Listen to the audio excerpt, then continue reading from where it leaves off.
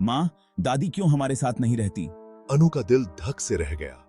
उसे क्या पता था कि आर्यन ऐसा सवाल पूछेगा। आर्यन की आंखों में बस एक ही सवाल था, क्यों? बेटा, दादी को अपने घर में अच्छा लगता है। लेकिन क्या उन्हें हमारे साथ अच्छा नहीं लगेगा? अनु के दिल में चोट लगी। उसे लगा जैसे उसने कुछ गलत किया है। आर्यन को क्या समझाए कि दादी का अलग रहना सही है या गलत। अनु ने प्यार से आर्यन को चूमा और कहा, बेटा, हम कल दादी से मिलने जाएंगे। आर्यन खुशी से उछल पड़ा। उसे दादी से मिलना बहुत पसंद था, लेकिन अनु के मन में एक अजीब सी घबराहट थी। उसे अपना बचपन याद आ रहा था, जब दादी ने उसे पाला था, बड़ा किया था। रात को अनु सो नहीं पाई।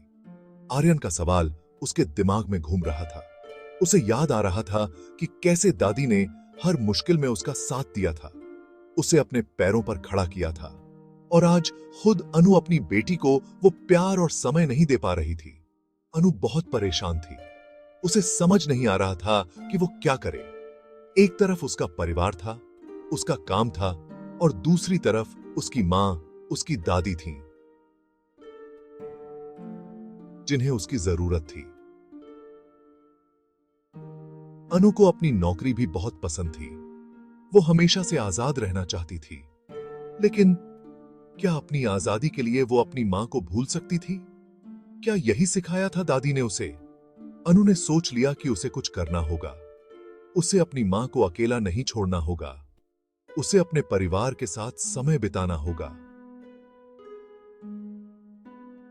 अगले दिन अनु आर्यन को लेकर अपनी मां के घर पहुंची।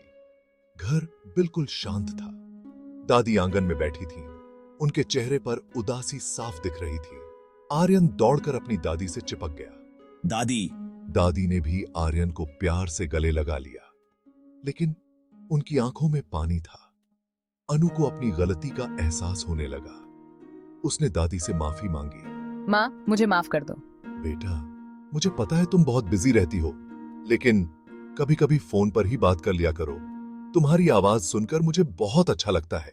अनु की आंखों में आंसू आ गए। उसे एहसास हुआ कि उसने कितनी बड़ी गलती की है। अनु और आर्यन दादी के साथ पूरा दिन बिताया। दादी ने आर्यन को पुरानी कहानियां सुनाई। अनु को अपने बचपन की याद आ गई, जब दादी उसे वही कहानियां सुनाया करती थी। माँ, दादी की कहानियां कितनी अच्छी हैं। हाँ बेटा, ये कहानियां मुझे भी बहुत पसंद थी। अनु ने देखा कि दादी का घर कितना पुराना हो गया है। दीवारों का रंग उड़ गया है, फर्नीचर पुराना हो गया है।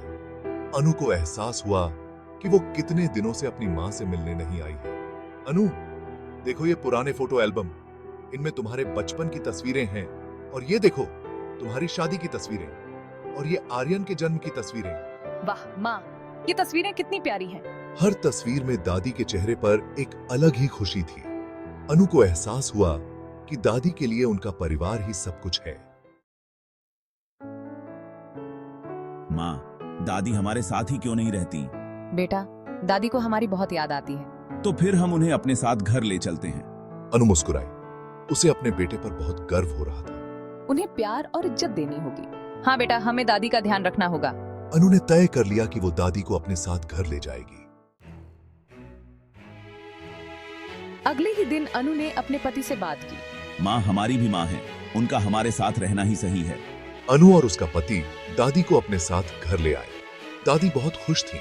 उनके चेहरे पर खुशी साफ दिख रही थी। दादी, अब हम हमेशा साथ रहेंगे।